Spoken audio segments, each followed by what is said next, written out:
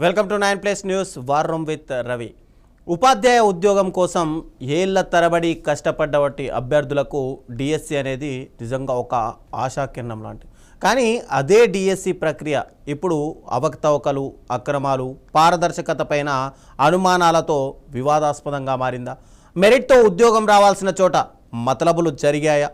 పరీక్షా విధానంలో నిజంగా లోపాలున్నాయా? అభ్యర్థుల భవిష్యత్తుతో ప్రభుత్వం చెలగాటమాడుతోందా? అవకతవకలు నిజమైతే అసలు బాధ్యులు ఎవరు? ఒకవైపు పరీక్షలు నిష్పక్షపాతంగా జరిగాయని ప్రభుత్వం చెబుతుంటే మరోవైపు అభ్యర్థులు మాత్రం తమకు అన్యాయం జరిగింది అని కొంతమంది ఆందోళన వ్యక్తం చేస్తున్నారు. అసలు డిఎస్సిలో ఏం జరిగింది? ఎక్కడ లోపం జరిగింది? ఎవరి నిర్లక్ష్యం వల్ల అభ్యర్థులు నిజంగా నష్టపోయారు? విచారణ జరిగితే అసలు నిజాలు బయటపడతాయా? బాధ్యులపై అసలుగా చర్యలు తీసుకుంటారు? ఇదే అంశానికి సంబంధించి ఈరోజు మనతో పాటు డిబేట్లో పాల్గొనడానికి ప్రభాకర్ గారు టీడీపీ అధికార ప్రతినిధి ఉన్నారు. పాదయాత్ర వెంకటేశ్వర రెడ్డి గారు వైఎస్ఆర్సీపీ జాయిన్ కాబోతున్నారు. ఇక భాస్కర్ గారు పీడీఎస్యూ రాష్ట్ర అధ్యక్షులు మరి కాసేపట్లో జాయిన్ కాబోతున్నారు. ముందుగా ప్యానెల్లో పాల్గొంటున్న అందరికీ గుడ్ ఈవినింగ్. ప్రభాకర్ గారు గుడ్ ఈవినింగ్ అండి.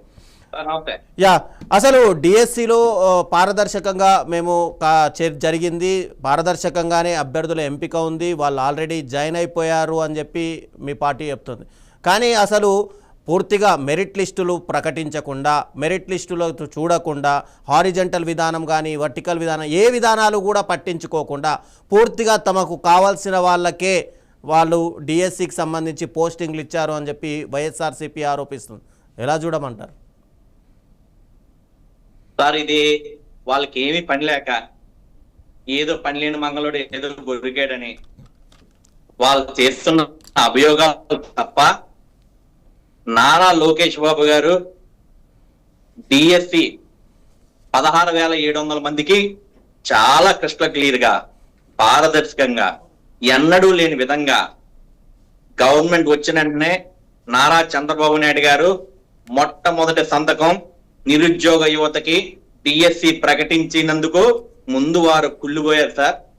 దానికి ఈ వైఎస్ఆర్సీపీ వాళ్ళు ఏ రకంగా కుట్ర చేయాలో తెలియక లేనిపోని మరి ఈ రోజు ఈ విషయాన్ని ఏదోటి తీసుకొచ్చి జనాల్లో క్రియేట్ చేద్దామని మరి ప్రతిసారి వాళ్ళు అట్టర్ ఫెయిల్యూర్ అవుతున్నారు.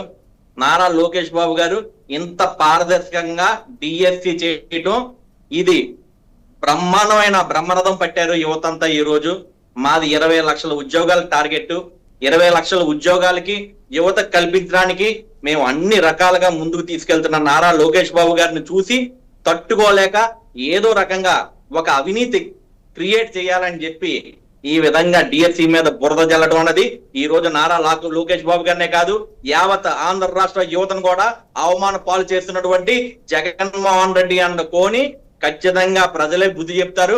ఇప్పుడు ఎవరైతే ఉద్యోగాలు సంపాదించి డిఎస్సిలో ఈ రోజు ఎంతో కష్టపడి ఇంత పారదర్శకంగా నడిచినందుకు ఆ 16,000 కుటుంబాలు మరి ఈ రోజు ముందుకు వచ్చే విధంగా ఉన్నాయి. ఈ రోజు ఎటువంటి పొరపాటు చేసినా వాళ్ళందరూ కూడా ప్రభుత్వమే చర్యలు కాదు, ఉద్యోగస్తులు యువత వీళ్ళ మీద చర్య తీసుకుంటారని చెప్పి ప్రతి ఒక్కరిని కూడా ఈ రోజు వైఎస్ఆర్సీపీ నాయకుల్ని మేము హెచ్చరిస్తున్నాం.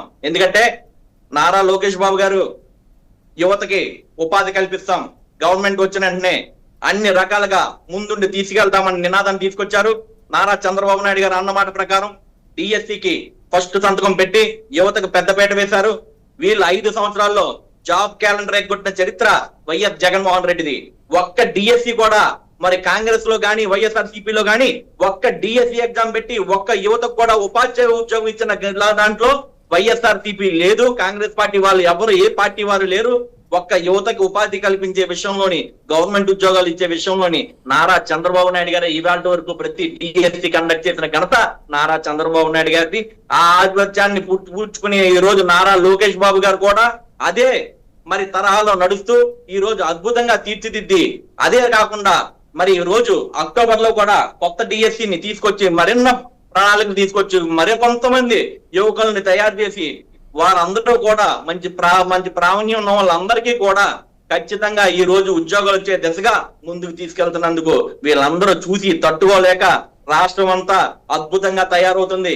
ఏదో రకంగా అడ్డుగడ కొట్టాలి, నారా లోకేష్ గారు ప్రపంచం బ్రహ్మాండంగా ఆంధ్ర రాష్ట్రానికి విభజిస్తుంది అన్న ఏకైక ఉద్దేశంతో వీళ్ళు కుళ్ళు కుతంత్రాలతోటి ముందుకొచ్చి ఈ లేనిపోని సంఘటన తీసుకొచ్చి మరి ఈ రోజు రాష్ట్రంలోని ఈ రకంగానే ధర్నాలు నిర్వహిస్తున్నారు.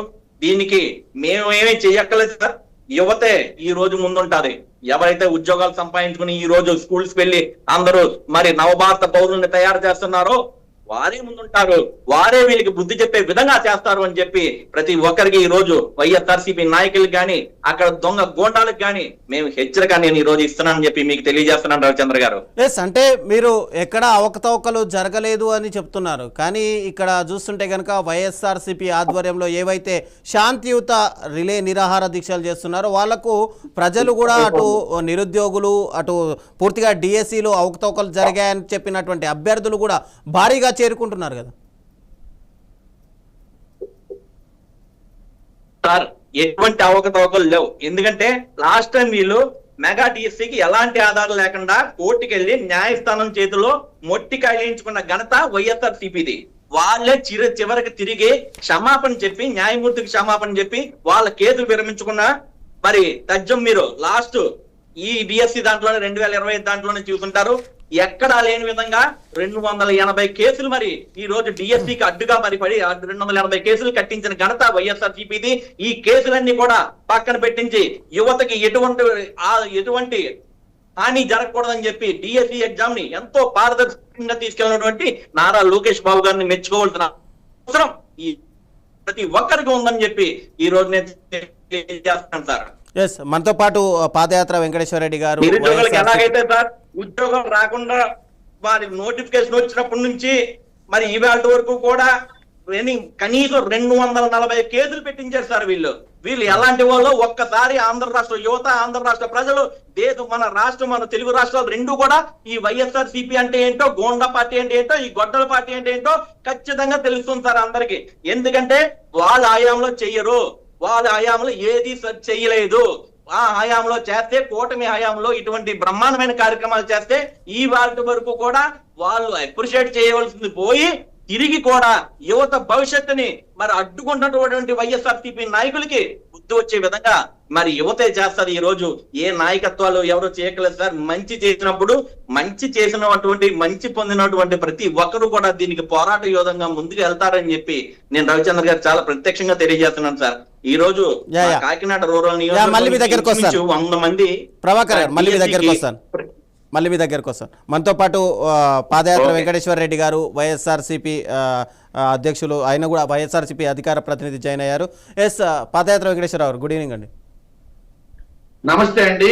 ఏంటి, ఆల్రెడీ 16,000 పోస్టులు ఇచ్చాము, 16,000 పోస్టులు భర్తీ అయిపోయాయి. భర్తీ అయిపోయిన తర్వాత అదేదో కాక్రోచ్ జనతా పార్టీ ఢిల్లీలో